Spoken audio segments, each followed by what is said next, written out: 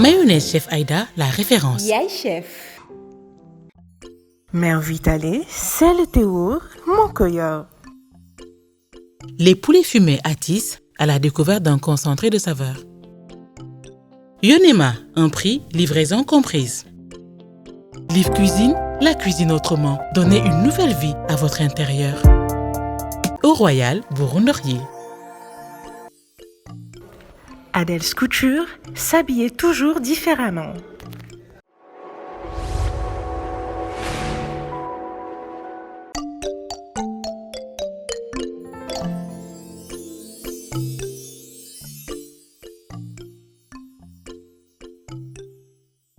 Nettoyez le poisson, dépecez-le en enlevant sa chair et en veillant à laisser la peau intacte.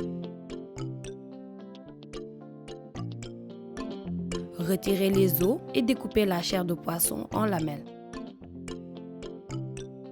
Passez au mixeur les oignons, les poivrons rouges, jaunes et verts, grossièrement coupés avec la chair de poisson.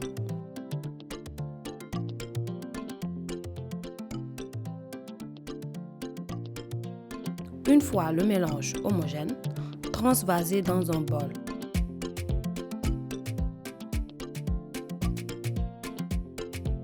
Salez, poivrez et incorporez de l'ail en poudre et du paprika.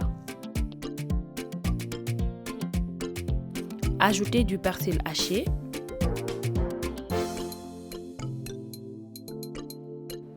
Cassez un œuf entier et remuez.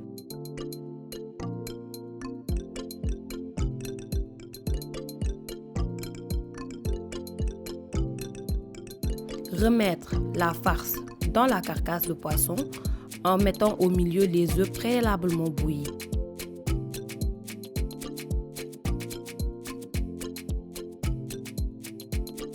Recoudre le poisson en serrant afin de lui redonner sa forme naturelle. Huilez un plateau de cuisson avec l'huile Chef Aïda.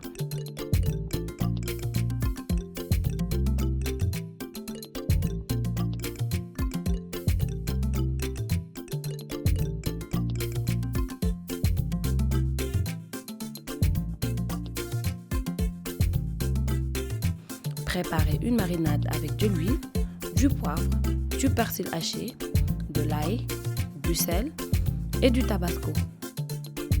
Posez le poisson sur le plateau de cuisson et l'enduire de marinade.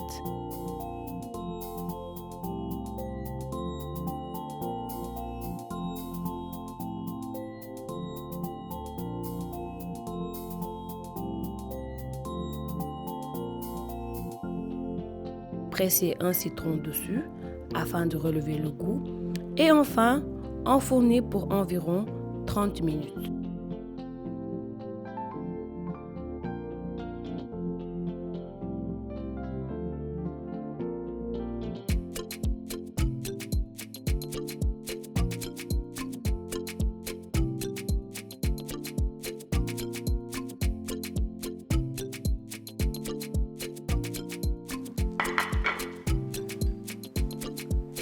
Kan laay gis nii la femme qui ne perd jamais ses procès tey moom laa am sama biir waay te dégg naa toggukat la mu koy invité sama biir waay.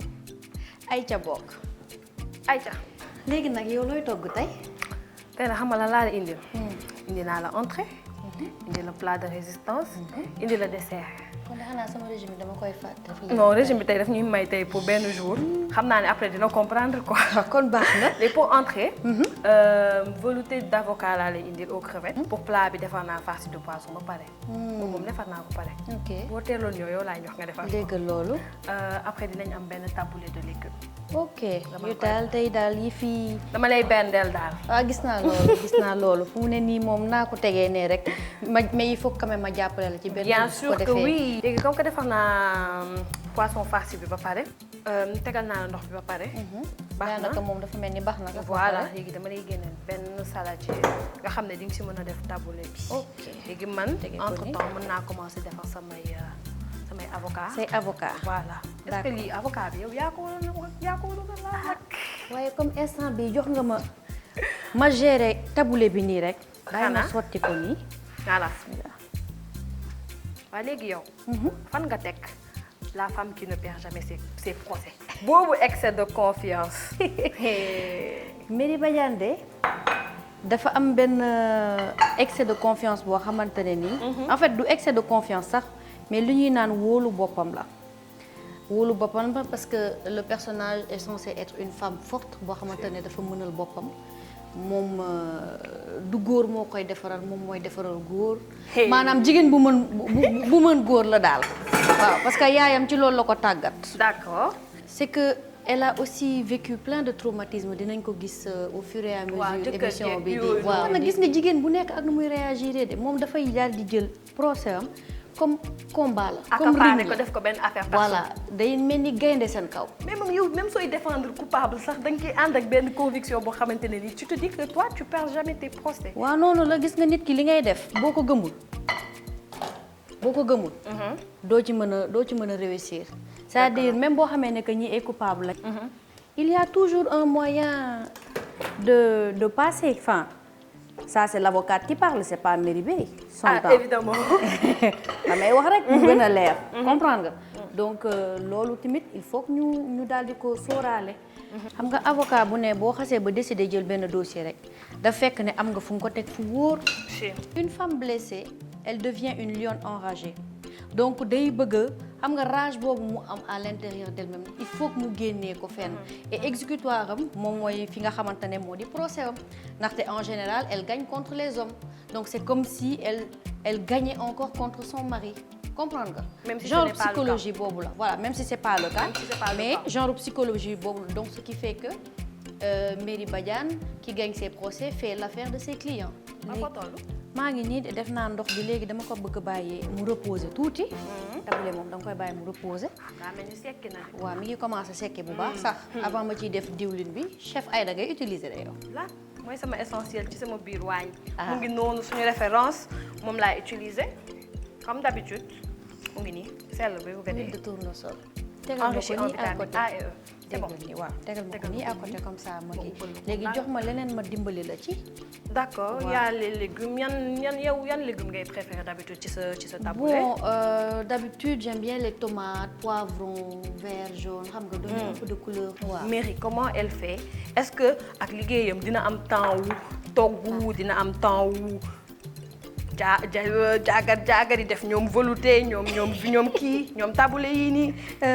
avec le boulot. bon c'est vrai que c'est pas évident xam nga nit ki moom boo nekkee femme de média moom tournage yeeg yow mi nekk ci biir sax yaa ma gën a xam. mais nag man li may faral di def mooy que ne le plus souvent week-end du ma def dara. à part ma am peut-être tournage Idole. mais week-end bi c'est exclusivement réservé à ma famille c'est-à-dire même boo ma nee nii am na xarmat am na ma ne la non bàyyi ma toog famille. xam nga gérer et tout mais en semaine voilà tu as quelqu'un qui t'aide et tout mais aussi li ci gën a neex mooy que ne ki ma nekkal comprendre na bu baax métier bi te yenn saa yi daf si jàpp. waaw yenn saa yi nga yeewu mu def petit déjeuner xam nga yooyu tamit ci sëy bi la bokk. dégg xale góor yi nañ dégg loolu. ah waaw góor moom góor rek la mën a nekk. boo communiqué wul rek day daal di xaw a metti donc balaa lenn am nga wax ko bu dara amee tamit nga wax ko mu yëg ko xam fi nga nekk comme rek jigéen normal rek noonu rek lay demee. d'accord waaw conseil la pour nous autres. duggagul waaw gis nga loolu ñu jël ko. waaw xoolal lii yow. rafet couleur yi na de. waaw say couleur baax na man xam nga lu may def. damay ñëw mixer sama avocat. pressé naa ci pamplemousse bi. gis naa la nga koy def kay loolu laay def. man j'aime bien quand il y a beaucoup d'agrumes comme ça affaire kii citron et tout ça voilà léegi en attendant ma daal di def. lii poisson bi ni ma ko citron. ay cax. léegi xaaral ma mixer lii après on va sauter les crevettes. d'accord autant que yow nga àggali vite fait sa taboulet. dafa mel ni sa avocat bi pare na de. pare na. xaaral ma jël nag. ki ñëpp di tagg chef Aïda. oui chef Aïda. daal di ko def tuuti. voilà ci taboulet bi. léegi damay sotti sama mélange.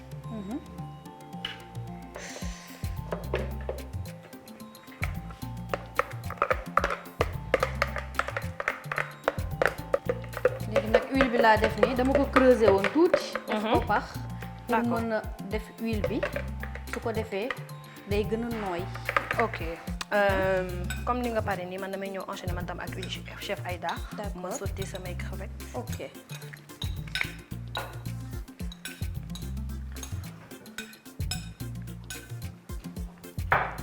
taboulé bi nar na am couleur. gis nga ni vert jaune rouge. gisoo présentation bi foog mu rafet. donner envie de manger. aux Xanaa. personnes.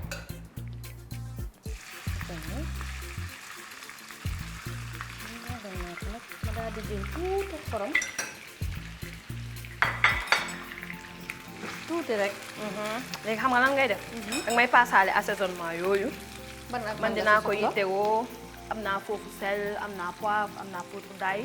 am naa tabasco paprika. xorom baa ngi. kay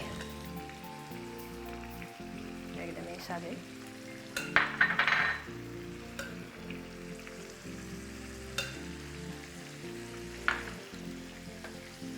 voilà léegi damay bàyyi tuuti crevette bi jug avant may eggale. waaw léegi nag xam naa ne daal. naa daal di def tuuti persil yi. ci bi. donc man samay crevette pare na dama koy surveiller ndànk-ndànk rek. Ok. léegi damay assaisonner purée d'avocat bi.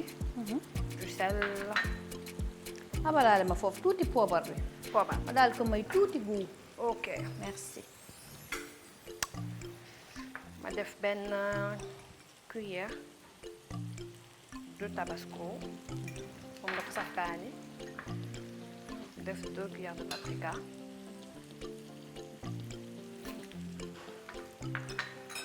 gisal ni ma ko ak defee nii. poudre d'ail. et li rafet maa ngi mel ni kuy dessiner de ah. non c'est trop joli. ça donne envie. man sax suur naa te commencé gu ma bàyyi ba nga te ñam commencé ko gu ñu ma xool. déguster. gan gi de defar na taboulé bi. ah bii gan wàccoo na ak man noppal na ma. léegi yow la ngay defar. maa ngi nii di assaisonner sama purée d'avocat en tout temps yow xoolal ma. crevette bi ma surveiller la crevette. voilà. pare naa sax dama tey koy nag dafa mel ni yëngal dama nii am chance. ndax man j'aime bien les crevettes j'aime tout ce qui est fruits de mer genre yooyu. c'est sain quoi. rek. voilà ah joli. man lii la am. xam nga nu ñuy def. dañuy fay suñu gaz. ayca. après ñu jël suñuy verrine commencer def suñu daal di def disposition. montage waaw. suñu paree jàll à table. ayca daal di déguster lii. déguster ñoom taboulé ak ñoom verrine. gis nga li ma verrine. ah li nga verine mi ngi ci place am. nga dafa lu rafet may sax pour présentation bi. def ci samay pamplemousse ak samay stick nii. nga xam nga nu muy def. gis nga verine yi. soo ko lekkee te boole ko mayonnaise chef Aïda. day mel ni lekkoo dara. déet waay. gis nga bu la neexee soo defaree purée d'avocat bi ba pare. Waaw. mën nga si incorporer mayonnaise mélanger lépp. mais man tey dama préféré sànni ko nee ci kaw. su ma paree muy flotté noonu. muy flotté xam nga ngaa persil fii man dama persil fii. ah kay wax nga dëgg def ko couleur. waaw kay assaisonné couleur yi. harmoniser ko plutôt. ba mu doy waar. da ciy baax te mayonnaise chef Aïda sax nag. yow amul ñam ko morom. rek. voilà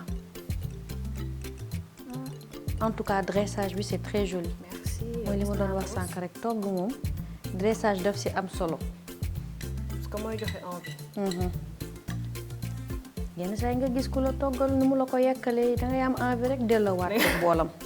te moo ne mën na neex. billaay mën na neex sax day neex sax yenn saa yi waaye ni ngi la ko yekkalee ba tegal la ko noonu. Badou day xaw a sant. billaay waaw Fall wala Gay rek comme Gay yi ñooy sama kal. ñooy sa kal. ma jiiñ leen ko kon tey moom rek damay bañ ñu ñori la. voilà lii laa def. c'est très joli. léegi nag. dama ciy sànniwaat ay feuilles de persil. ok teg ko ci noonu. d'accord. ñun de xanaa daanaka chef cuisinier bi léegi de. déedéet man mii. xoolal dressage bi rek di jéem di topp seeni tànk rek.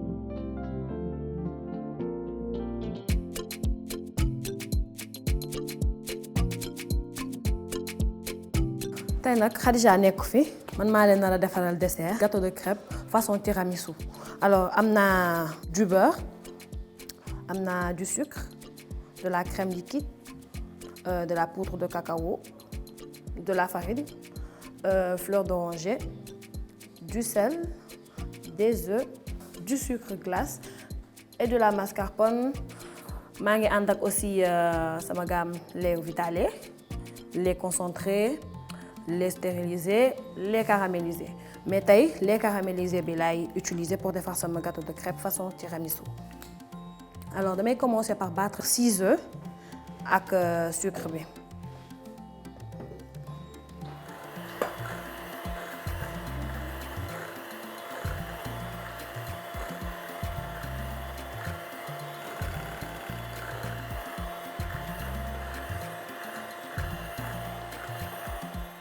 léegi damay ñëw def farine ak sama meew vitale les stériliser caraméliser.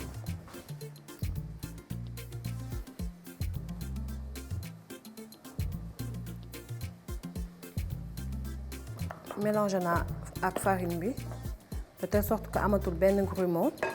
léegi ma ajouté meew vitale.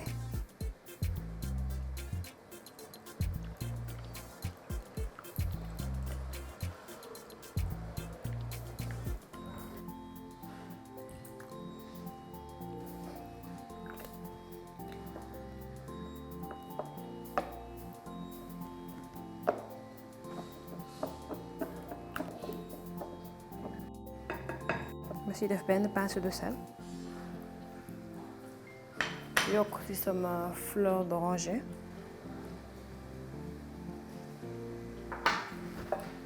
daal di yëngal une dernière fois avant de passer à la poêle.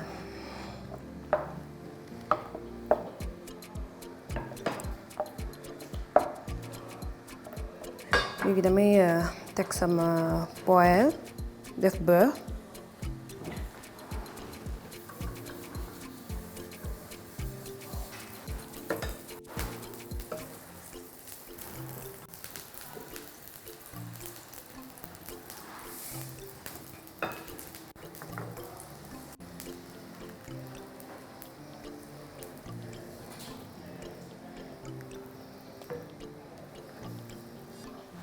léegi dañuy xaar tuuti mu jàpp avant ñu koy ëlbati.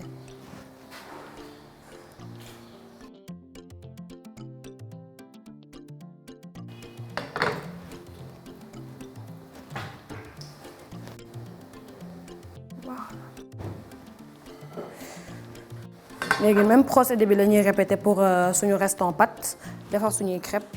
léegi damay defar crème bi nga xam ne moom laay tartiner ci samay crêpes. Je vais commencer par séparer les jaunes d'œufs et les blancs d'œufs et les fermenter en neige.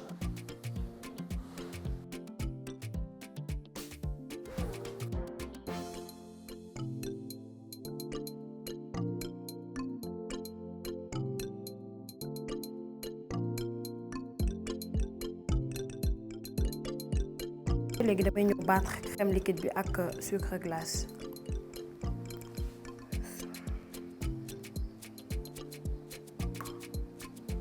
mais rajouter sucre glace.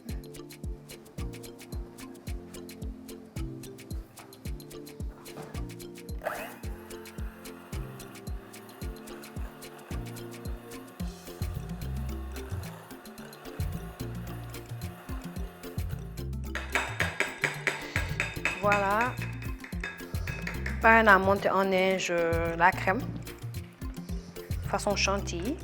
léegi damay ñëw defaat même procédé bi ak jaune d'œuf bi mais moom dama koy mélange ak mascarpone ak sucre.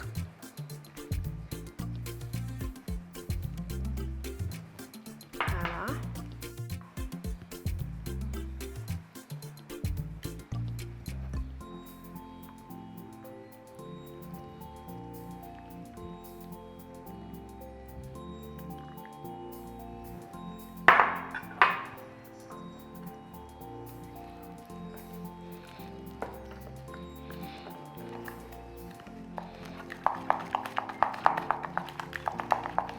léegi pare naa mélanger jaune d'œuf ak mascarpone. léegi damay ñëw monter en neige les blancs d'œuf. Je reprends la batteuse. Avant, je mets une pincée de sel. Voilà.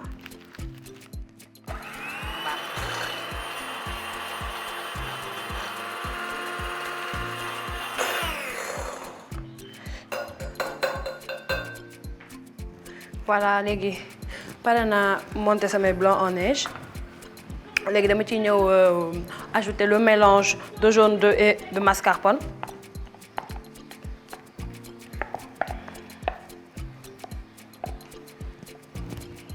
léegi damay remuer délicatement balaa may tas sama blanc d'œuf yi voilà léegi damay dem jëli sama crème façon chantilly bi ma dugaloon au frigo rajouter ko sama mélange et puis sama crème daal di pare ma ñëw def sama montage de gâteau. voilà léegi damay jël sama ñaari mélange yi ma boole leen.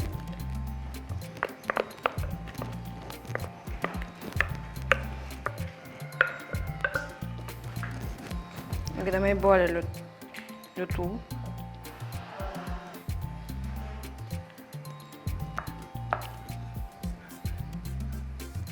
au préalable jël naa sama moule ma lal ci sama film alimentaire léegi damay étaler crêpes yi def sama mélange de crème léegi montage bi nii laa koy defee damay teg crêpe def une couche de crème tegaat beneen crêpe noonu laa koy continuer ba samay crêpe jeex.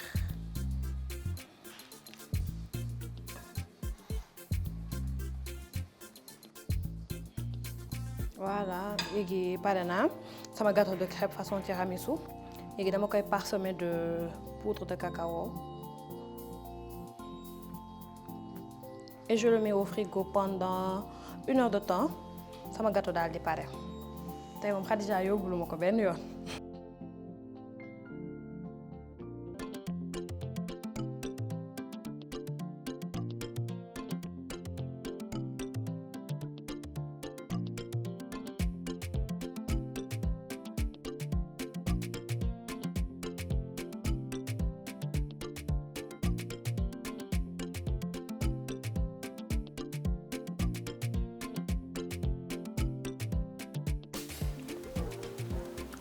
naam. yaa ngi day sa bopp ci bérin bi de. bérin kat daa mujj neex kat poisson bi doy na waat. bérin bi daa saf ba pare xam nga man sànq maa ne la dama bëgg kaani. dafa saf nii. tabasco bi la. moom laa ci def mais xoolal. dama lay ñëw nag def boole ko chef Aïda. ayca waaye jën bi tamit am na solo de. du loolu laa lay wax. déggoo ma naan la yaa ngi day sa bopp ci bérin. maa waroon teel a ñëw. xanaa gisoo sama gâteau de crêpe. gis naa ko xoolal lii dama ko def façon tiramisu. waaw man tamit di ma rey de. bëgg nga kontaan rek. cum xaaral ma copp si nii daal di ko ci mélanger tuuti. li sama yaay doon wax lekk mënin la.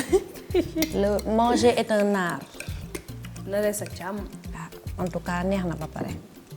voilà comment est-ce que déjà man transition wu présentatrice chroniqueuse actrice. ak écrivaine. Comment ça s'est passé?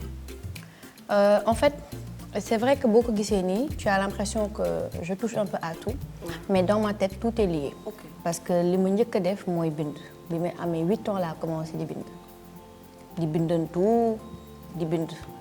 Donc, ça, c'est vraiment ma passion. Donc, après, depuis Khalé, j'ai toujours été passionnée par tout ce qui était tout ce qui est caméra, au devant de la scène, en dehors de la scène. Donc, bala may ñëw sax nekk animatrice, plutôt présentatrice, jaar naa li nga xamante ne mooy agence de communication yi. Donc, j'ai été du côté entreprise, j'ai été du côté agence de com.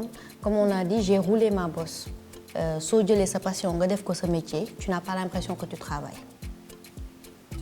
Voilà, tu t'amuses et c'est parce que dès l'instant que tu as l'impression que da ngay xëy da ngay liggéey da nga siy sonn à un certain moment tu vas da ngay député dootoo ci bëgg dara te booy liggéey te bëggatoo ci dara nga arrêté moo gën. waaw te booy def loo bëggul sax après ça se sent. exactement voilà. et acting bi. bon acting bi nag moom moo mujjee ñëw. waaw parce que après être écrivain après businesswoman moo si dama yàgg jaay ndeysaan depuis xale dama doon jaay lu ne jaay naa ko waaw sama xarit yi sama waa classe yi ku ci nekk sonal naa la kaay jënd par force la woon. da ngay def comme sama mag boo solee dara li nga sol rafet na maa koy jaay. waaw ba man yenn il m'est même arrivé ma sol ay dàll ñu ne ma dàll yi ñaata ma jaay ko ci saa si génn boutique jëm jënd carax dem pour te dire. donc acting bi moom moo mujjee ñëw parce que acting bi loo xamante ne aussi ça était dans ma tête mais je me disais que c'était pas encore le bon moment.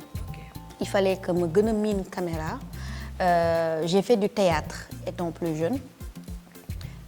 Donc sur cette base-là en fait la sukkandikoo ne bon je vais essayer de développer un petit peu côté boobu mais aussi lu ñu naan mbapat mais mbapat sama ruquwa voilà taxaw miin caméra bi par rapport ak nu mu tudd émission yi may def mais aussi yenn saa yi damay taxaw di filmer sama bopp di jéem di kii parce que dafa am fu ma teg sama bët am naa fu ma bëgg egg te comme le disait mon défunt père je me donne les moyens d'y arriver inchallah avec l'aide de Dieu. ma bëggoon xam ndax loolu aussi formation boo def la pour spécialiser aussi NTIC wala ça t'est venu comme ça.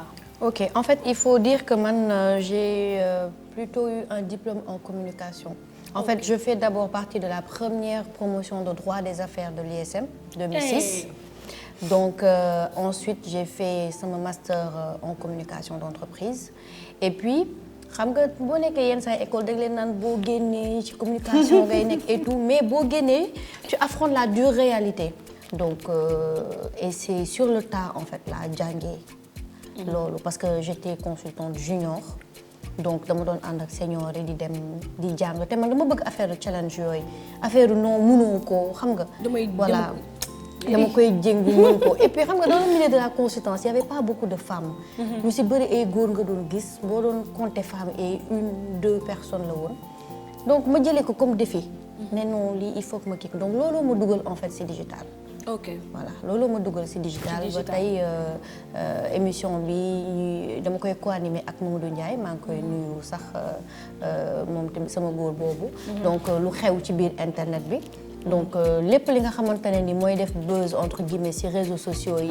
dañ ciy wax mais aussi dañuy jéem a aussi yeete parce que xam nga y a plein de choses des fake news photos yoo xamante ne dañ koy détourner vidéo yoo xamante ne dañ koy détourner surtout que de son contexte donc il y a ay fact-checking yu ñuy def donc dañuy jàngalaale internautes yi ak xale yi ak suñu yaay yi naka la ñuy mën a vérifier information pour ñu bañ ñoom it bokk ci ñi nga xamante ne dañuy partager ay fausses rumeurs. donc looloo indi en fait sama dugg ci digital. ci digital. macha allah donc soo ma doon tënkal say ambition dans 10 ans tu vas continuer à faire carrière dans le cinéma mais tu vas continuer la télé elle va se spécialiser dans l'écriture.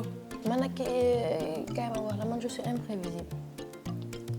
man mi sama wàll bopp sax tey suba lu may def mënu ma la ko wax donc fi ma jëm mënu ma la ne li c'est-à-dire moi je suis mes envies. ok waaw su ma xëyee daal ne tey bëggatuma def télé kenn mënu wax ba ma dem defi ci télé noonu laa mel su ma xëyee ne tey damay bàyyi lépp def lii loolu laay def c'est-à-dire j'ai appris à suivre mes envies et mon cœur. comprendre je sais qu'il y a une chose boo xamante ne j'y tiens mooy le social parce que j'ai un groupe de parenting bu nekk Facebook sur Facebook voilà oui. Being a Good Parent donc gis naa ne parents yi sonn nañ trop te man je suis pour la cause des enfants xale yi la ñuy jàppale suñu avenir la ñuy jàppale parents yi la ñuy jàppale parce que parents yi sonn nañ trop parents yi sonn nañ trop fu mu ne nii donc loolu daal laa xam ne moom lu fixe la nii lu fixe la waaw mais li ci des lépp mën nga toog jékki-jékki rek l'essentiel daal na fi bëgg envie bi nekk rek. jeex na passion bi.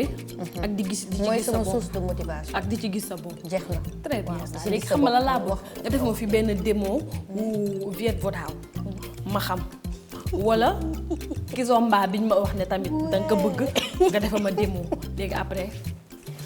man ma fecc bi dana sama jëkkër gi fu ma dem mu ne ma épinglel say cër bu ma fecc te xam nga Kizomba ñaari nit koy fecc.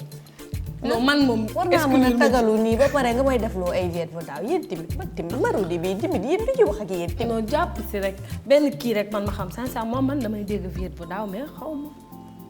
man daal mën naa la defal salut Viet Vodaaw boo bëggee salut bi daal mën naa ko def nga xam ne foo gisati kimono yu bleu la instant bi su ma la indiloon Zéni yi tegal la ko fii est-ce que du ngeen def. Zéni mbër la de gis nga Zéni ak sama tagalu bu nice bii nga may indil Zéni. waaw kon may ma dara ci Viet Vodaaw wala nga xool loo ma baaxee beneen talent bu nekk si yow. beneen talent dessin sax baax na dessin sax xoolal instant jaxasoo naa. non ci dessin bi day métti big yeeg fooy yeeg yooyu day métti man daal mën naa la defal boo bëggee daal mën naa jóg léegi defal la salivette bu daaw xam naka rek waaw mën naa la defal salivette bu daaw wala ci ku amul li nga bëgg da ngay am yem ci li ma am waaw loo ma may baax na man jox ma rek.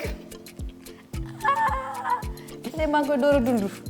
man lii dundaloo moo ko sama kii yi de. ah bubu bu rafet bi macha allah. waaw kizomba nag ñaari nit a koy fecc ki ne nag. ah déedéet man rek ma koy baax. ah déedéet man ba xanaa ma def ay pas rek genre nii rek.